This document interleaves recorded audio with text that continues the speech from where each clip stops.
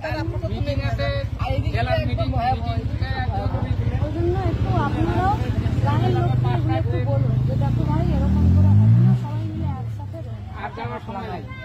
মহিলা হবে না। আর এদিকে লোকগুলো বলছে ওদের বাড়ি ঘরে যে এতগুলো পুলি পড়ছে, ওরা ওইটা মানে ফেলতে ফেলতে ওরাই পারতেছে না।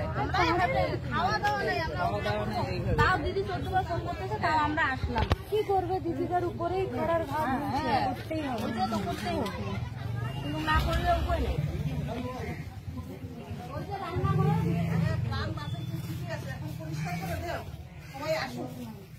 গ্রাম পঞ্চায়েত থেকে কোনো ব্যবস্থা নিতেছে না, ভিডিও এখানে কোনো আসতেছে না, স্কুলগুলোতে কোনো সার্ভিস দিতেছে না।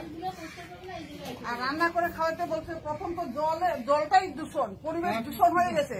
জল খারাপ হলে না পরিবেশ দূষণ হলে ইনফেকশন হয়ে যাবে বাচ্চাদের। এখানে কি করে রান্না করে এগুলাতে খাওয়া হচ্ছে? নিমাই এটা শুধু বলতে যে আপনারা মানে শিল্পা চাঙে বাইরে রান্না করে খাওয়ানো, এটা সম্ভব? হ্যাঁ সম্ভব। দেখে রান্না করতে দেখে না, এই যে লাঠি সম্পূর্ণ লাঠি তো দরজা তো ছেড়ে যাচ্ছে। 11টা স্কুল অর্ডার দিচ্ছে।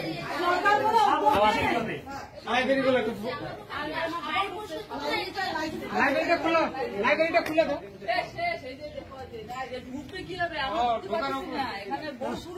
কাপড় ঢুকতে পারে এগুলা, তো সরকার থেকে কোনো সহযোগিতা নাই,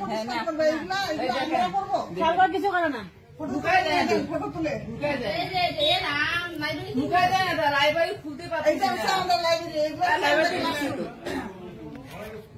ওই যে অঙ্গনওয়াড়ি সেন্টার থেকে হাওলা দিয়ে রান্না করছে আজকে, এত চাপ দিতেছে রান্না করতে হবে, ফটো তুলে নিয়ে যাবেন।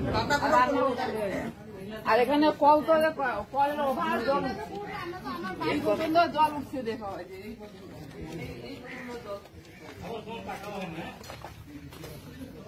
এটা রান্নাঘর, হ্যাঁ খুলাই যাচ্ছে না, পুলি পড়ছে না।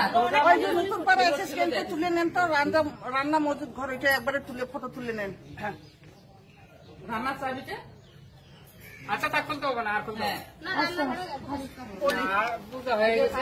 বাথরুম সব শেষ।